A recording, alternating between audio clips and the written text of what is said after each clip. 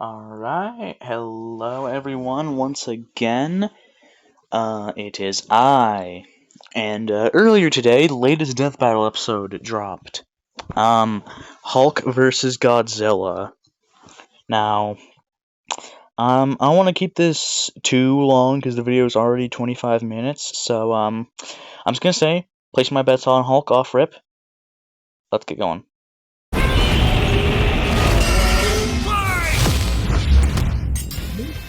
The Hulk versus Godzilla. Marvel's Green Goliath against the King of the Monsters. He's Wiz and I'm Boomstick. And it's our job to analyze their weapons, armor, and skills to find out who would win a death battle.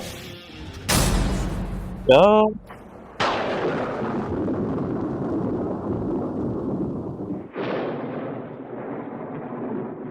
What is the Hulk?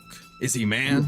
Is he monster? Or is he both? He's a mean green smashing machine, the angry son of the Gamma Bomb. A weapon designed by the greatest gamma scientist of all, Dr. Robert Bruce Banner. But just before it went off, Bruce had to be a hero and save some dumb schmuck who was hanging around the test site. Damn it, Rick. That day, Bruce Banner died. But just before it went off, Bruce had to be a hero and save some dumb schmuck who was hanging around the test site. Damn it, Rick. Oh, he's playing a flute. I thought he was doing cocaine for a second. That day, Bruce Banner died. And became the Incredible Hulk, a pissed-off giant who must be really glad Bruce wears the purple stretch fit. Standing 8 feet tall and stronger than 10 million men, the Hulk emerges when Banner's anger flares. Don't make him angry. You won't like him when he's angry. But it's even more complex than that. Banner suffers from dissociative identity disorder, with many different Hulks embodying alternate personalities. Like Joe Fixit, the original Grey Hulk. He's a cunning gangster and the only Hulk who's got that drip. The Devil Hulk is a violent, overprotective personality that Banner unintentionally manifested as a result of his father's abuse. Holy shit! Somebody actually drew this? But the Hulk everyone knows, the big guy, is known as Savage Hulk. It seems he also developed from parental abuse, hence his childlike personality. Though I'd argue he's more clever than you'd expect. The angrier he is, the stronger he gets, with no limit. Except for one, Bruce Banner. See, Banner's relationship with the Hulk is complicated. Oh, they hate each other. Mostly. Occasionally, they can come to an understanding. The alter best representing this would be the Professor Hulk, a balanced blend of Banner's brain and the Hulk's brawn. The buffest nerd you'll ever meet. But what about when Bruce takes a step back? If he isn't trying to restrain the Hulk, what do you get? The Green Scar. The World Breaker! Without Bruce's temperament, the Hulk's power and fury surges, mixing Savage's rising strength with the personality and cunning of a warlord. The Green Scar is no mere superhero. He's a king and a conqueror. Hulk is strong enough to lift 150 billion tons of rock, jump from New Mexico to Florida in a single bound, and shake all the dimensions connected by the crossroads at once. He was pinned down by the spear of Proxima Midnight, which holds the weight of a star, and was fine. And when we say World Breaker, we mean it. While sparring with Red She-Hulk, the two of them shattered a whole planet. At one point, he was bound in chains forged from the essence of the first firmament, the manifestation of the first universe, which could bind eternity itself. Not even Galactus was capable of saving eternity alone, and the Hulk just broke it. By himself. Maybe Thor should rethink calling himself the strongest Avenger, especially since the Avengers first assembled because none of them could take down Hulk on their own. Speaking of Thor, the Fucking transition. No one cares. Speaking of Thor, the Hulk consistently battles on par with him, even when he held the Odin Force, with which he could command his hammer through infinite distances and match the power of Null. The Odin Force sounds so cool. But it's the fucking Odin Force.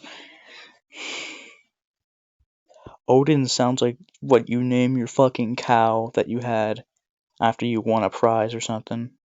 Your prize cow. Who killed countless Celestials. Even without it, Mjolnir can cross the universe in seconds. Hulk tore a universe apart with just a clap. Good luck with that, Hammer Man. But the green guy's got way more going on than just brute strength. As the Hulk's power stems from gamma, he can utilize and absorb it and other radiation in various ways. Yeah, like regenerating from fatal wounds. Even getting ripped apart by Wolverine barely slows him down. And the angrier he gets, the more regenerating cells his body produces. It gets weirder. Did you know that if he absorbs enough gamma, he can shoot lasers from his eyes and read people's minds? Oh, also, he can see ghosts and give him a good old-fashioned Hulk smash. Listen to fucking Boomstick, he's so hype.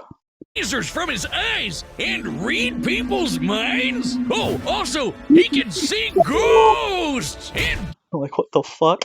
give him a good old-fashioned Hulk smash. Hulk can break through the Fun fact, every time you yawn, a ghost sticks his dick in your mouth. Remember that. boundaries of comic book borders themselves into the empty white between panels, a gutter space beyond time and concept. What, like how She-Hulk can for some reason break the fourth wall and talk to the reader? Oh, wait, that makes sense now. It's all gamma. Exactly. In real life, gamma rays are electromagnetic radiation similar to X-rays. But in Marvel Comics, gamma comes from hell. On Earth 616, gamma radiation is an electromagnetic frequency that can manifest as either a wave, a particle, or something else. Something that nobody really understands. Except for Bruce. That's right. Dr. Banner is a certified genius with 7 PhDs. According to Norman Osborn, he's the 4th smartest person on the planet. And that's comparing him to big brains like Reed, Doom, and Tony. Banner built the Hercollider Synchrotron, a machine that can scan the Don't forget Hank Pym.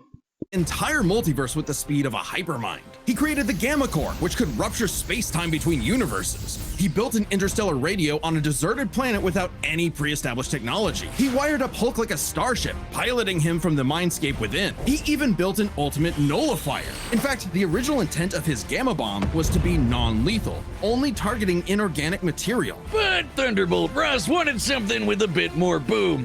Hey, can't blame him. Fearing its ramifications, Banner developed the Gamma Bomb on his own, keeping its design secret. In the process, he tapped into an unknown form of I'm not sure how you keep something that tall a secret, but alright. gamma energy that breaks down reality and mutates it beyond actuality. On that fateful day, he opened the Green Door. You know how we said the bomb killed Bruce? That wasn't some flowery metaphor or whatever. He died and came back as Hulk. Came back from the below place, the hell beneath hell, the lowest possible dimension of Jesus, what the fuck did Bruce do? reality. It's trippy, but whenever Hulk dies, he goes there. Then a green door opens and he goes back to where he was before. Easy as that. It doesn't matter if he's been atomized, sliced up into jars, or digested by werewolves. If he goes through the door, he's back, ready to rumble. The green door did get locked into a red door, but he's easily broken through it multiple times. Not a problem. It turns out that third form of gamma, this anomaly from the bedrock of hell, spawns from none other than the one below all, the dark side of the one above all. That's right, God has a Hulk, and it wants Bruce to bring about the end of all things. But Hulk just said, nah. So, what is the Hulk? An uncontrollable monster? A prison for a tortured soul? A super weapon for Armageddon? Don't overthink it, Wiz. Hulk is Hulk, and Hulk's the strongest one there is.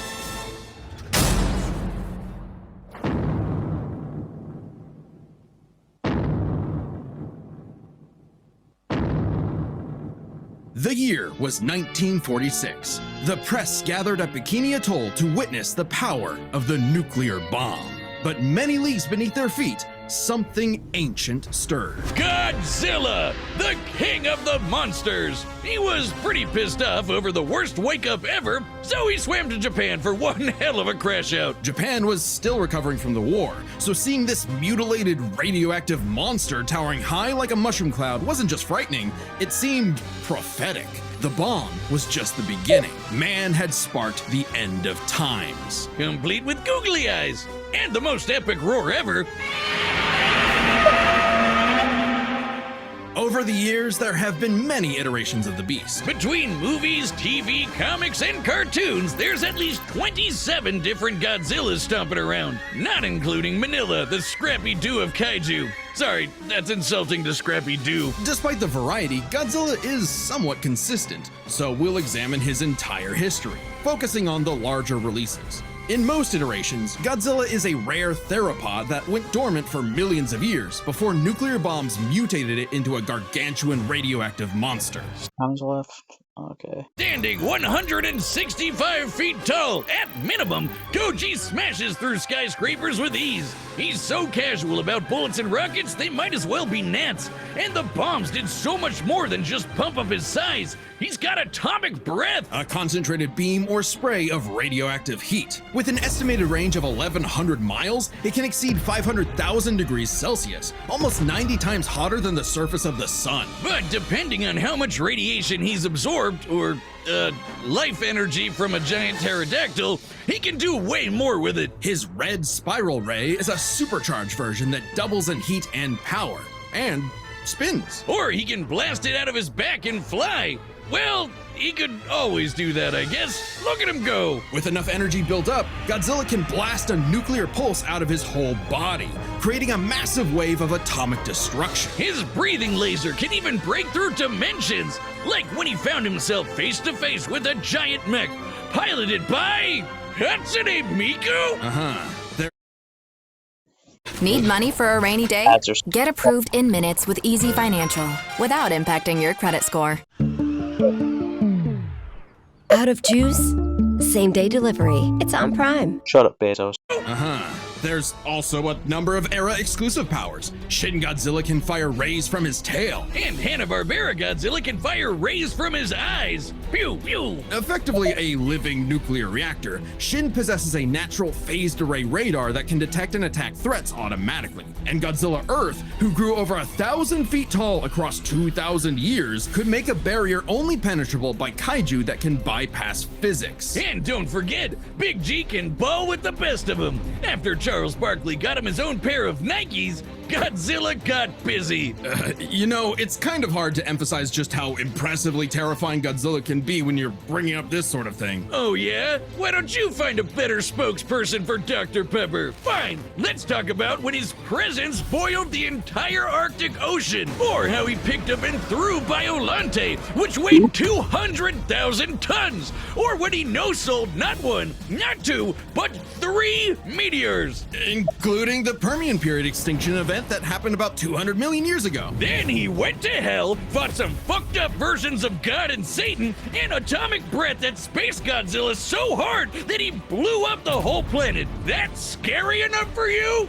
God, I want a Dr. Pepper. With such awesome might, he's battled the most dangerous of foes, like King Ghidorah and Gigan. In Godzilla vs. Megalon, Gigan flew from the M Hunter Nebula to Earth in 24 seconds, and that nebula is 30,000 light years away. But sadly, OG Goji got done in by the cruelest weapon ever. The Oxygen Destroyer. Developed in secret by Dr. Serizawa, this weapon could suffocate and liquefy molecules. The ramifications of such a weapon were so detrimental, Serizawa took the secrets of its design to his early grave.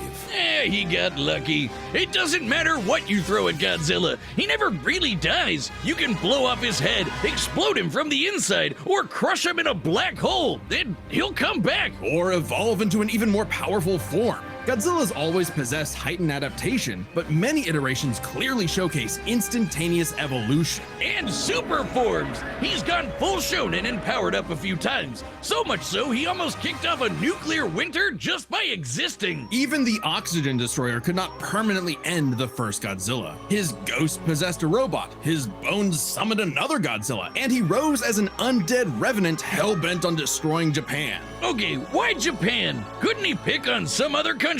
He's stomped around the Americas a few times, but it just isn't the same. Godzilla is intrinsically linked with Japan, a symbol of both their devastation and resilience. A reminder of the threat of nuclear war and what awaits those who peer too deeply into the unknown.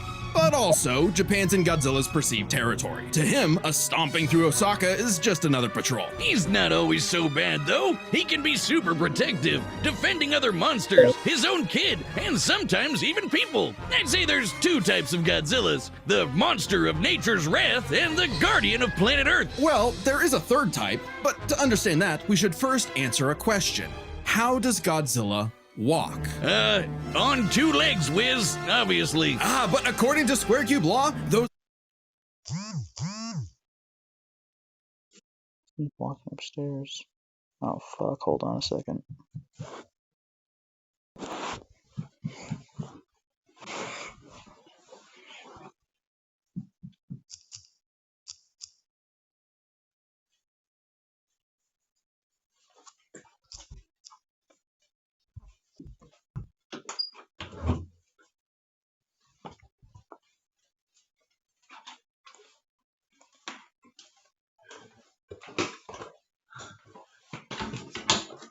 Trying to go for the taps. Oh. Um, What's up? if you're hungry at all, remember we've got this pizza, right? Right. So if we don't let it go to waste, that's awesome. Okay. So if you're feeling it and you're gonna stay up a little late, snack that shit. Alright. All right, man. Alright. Yeah, buddy. Good night.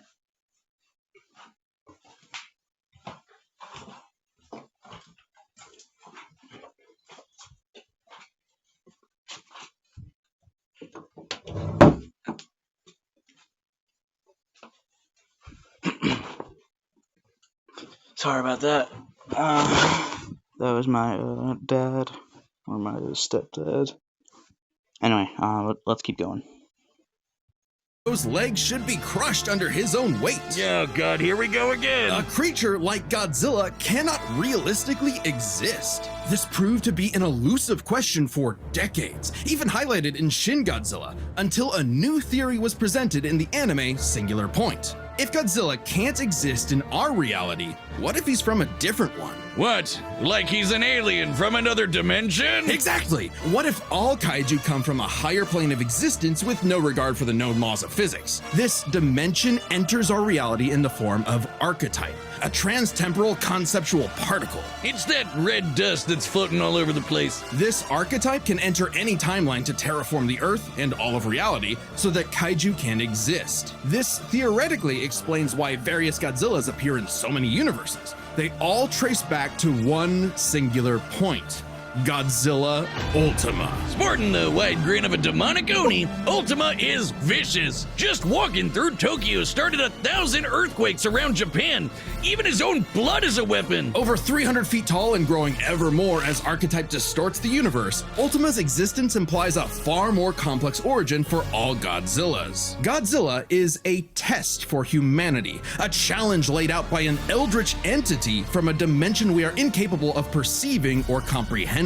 It's kind of like how when we move an object and its shadow changes. We get why that happened. But to someone who exists in only a 2D plane, the shadow looks like it just randomly transformed into something totally different. Crazy to think about. Come a really long way from Big Lizard Smash Building, huh? This shadow, this wannabe god, desires to play with and destroy every single universe. And Godzilla is its avatar.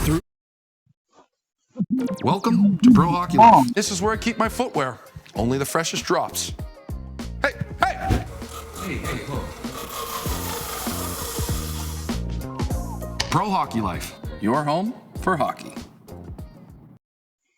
Its avatar. Through Ultima, this entity sees the universe as an interactable fiction and can control causality. Ultima himself is a singular point, one of many gateways through which the entity can tamper with reality. Think of it this way. If something happens that the entity doesn't like, it can just say, that thing didn't actually happen, and presto, it no longer happened. That's not to say such an event can't happen in the moment of occurrence, but the entity disconnects cause and effect and nullifies events in retrospect without regard for time. And now my head hurts.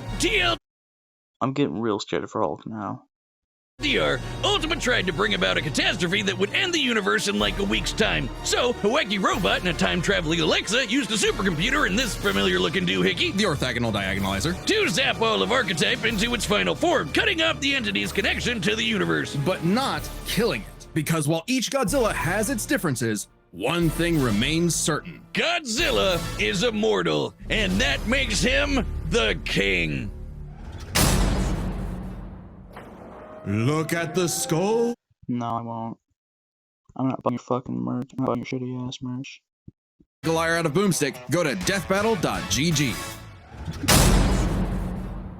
Alright, the combatants What I'm gonna say after this fucking shit. are set, and we've run the data through all possibilities. It's time for a death battle. That smile was fucking terrible. Heard 'em. Don't make a liar out of Boomstick. Go to deathbattle.gg. Alright, the combatants are set, and we've run the data through all possibilities. It's time for a death battle. What?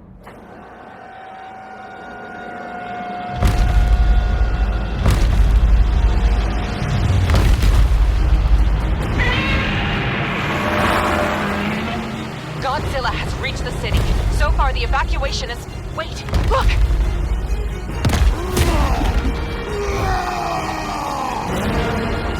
Why is his back so damn big? Godzilla has reached the city. So far, the evacuation is... Wait, look!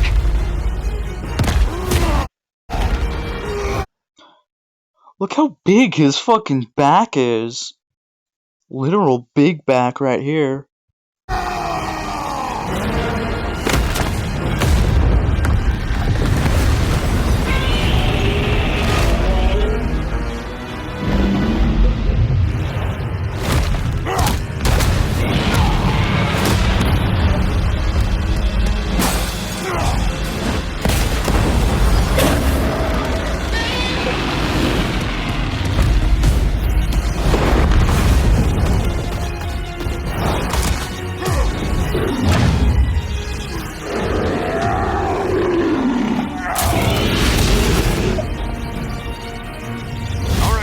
Time for me to take over. We don't want any trouble. No! Hulk stays!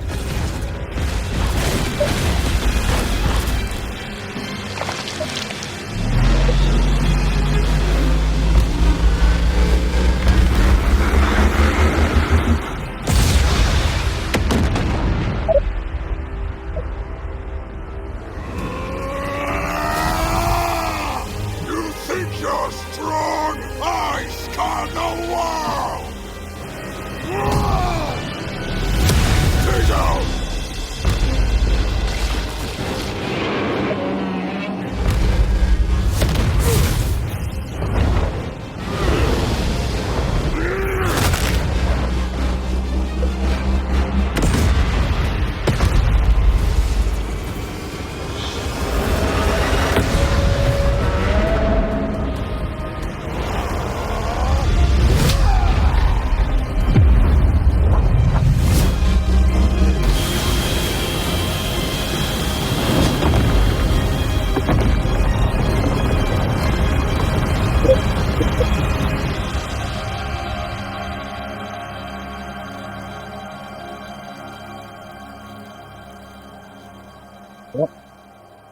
Here's the time. Stupid lizard. Maybe not get that simple.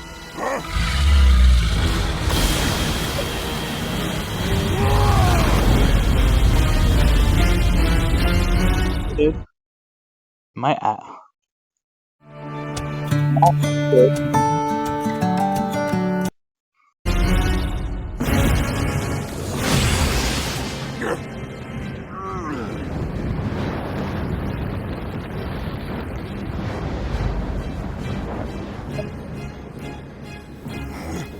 I think I understand.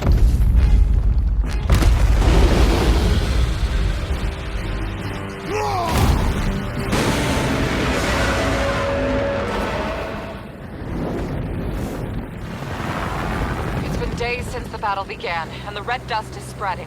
Godzilla has grown in size, but we believe we are... Been fighting for days. How does it work? Well, smash.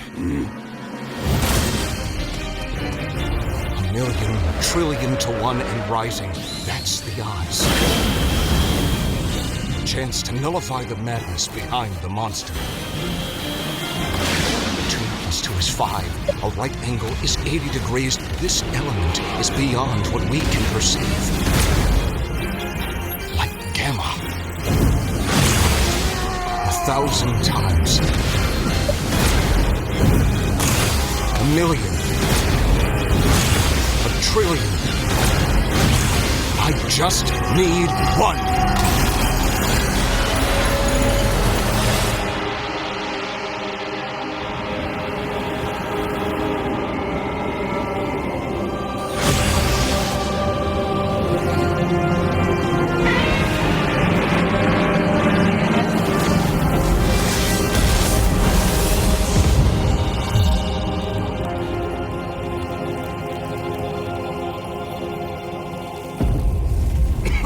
You did it, big guy. We did it. And I thought Hulk was a big back. Look at you! Fucking skinny up until your back, bro. KO! Okay, run this by me. What happened? It's complicated, so let's break this down into 3 categories. First, Okay, but technically didn't Godzilla win because Hulk died before he died? up, power. Most versions of Godzilla can shrug off black holes and extinction-level events, tag beyond light-speed foes like Gigan, blow up planets. However, the Hulk is beyond that. The big guy clapped a universe to bits and shook the infinite dimensions linked to the crossroads. In a straight fight with a classic Godzilla, 616 Hulk smashes the power advantage. But factoring in Ultima changes things. The entity sees all of space-time and can manipulate its results at a whim. No matter how strong the Hulk got, Ultima could potentially negate it. But Hulk broke chains made of the first firmament, which could overwhelm eternity. An abstract concept of a being not entirely unlike Ultima's entity. Even a small piece of the first firmament could break the multiverse. To be fair, Eternity and Ultima aren't too different. Plus, Hulk kept up with Odin Force Thor, who is also on a celestial level of power. So the gap in power becomes nebulous. Still, unless Hulk could remove Ultima from the equation, neither held a clear advantage in power and stats. Especially when you look at their immortality. This was practically a never-ending death loop. Even with their healing factors, both could technically kill each other, but then just come right back. The green door instantly appears when Hulk goes to the below place, and the higher dimensional entity could always summon a replacement Godzilla avatar, so both Hulk and Godzilla could not stay dead. Unless they could somehow prevent what was happening in those other dimensions. So let's examine the layers of their multiverses. Marvel's cosmos has infinite higher dimensions, which themselves are transcended by the astral plane, the superflow, and so on until you reach the House of Ideas, the domain of the one above all. The House of Ideas, so goofy. Since the one below all mirrors the one above all, the below place mirrors the House of Ideas. Get it? In comparison, the cosmos of Godzilla's multiverse is just as vast and infinite, but does not have the same sort of transcending layers above and below. This means the below place, the Hulk's respawn point and source of power, is out of the entity's reach. So the real question is, if they both can't die and Ultima's entity can't affect the below place, could Hulk somehow stop the entity before it destroyed the universe? It all comes down to Gamma and Archetype. Ultima was defeated in the anime by using a trans-temporal superdimension calculator operating at infinite speeds to activate the orthogonal diagonalizer, turning Archetype against itself. Ultima endlessly spews this stuff, so there's plenty to work with. And Hulk can reach into comic book gutter space, so he should be able to reach through a singular point. But that's not enough. Fortunately for Hulk, it just so happens he knows someone who, like scientists who have defeated Godzilla in the past, is an expert on particles from a greater dimension that mutate reality beyond our understanding. Who made a device with those particles that breaks space-time, like the diagonalizer? Who made a supercomputer that scanned the infinite multiverse with the speed of a hypermind, like the dimension calculator? Hell, the guy made an interstellar radio out of sticks and stones in a matter of days, and even built an ultimate nullifier. It's like he was made for this. The Green Door waits for no Hulk, including Banner. Even if Ultima's catastrophe destroyed the universe, the door could deposit Banner in a different universe and he could continue the fight. He had all the time in the infinite multiverse. There was only one way this could end, and only one person who could make it so. Even among gods and monsters, man was the Ultima weapon. The winner is Bruce Banner. Next time, I guess. Alright, what's the next? I'm on Death Battle.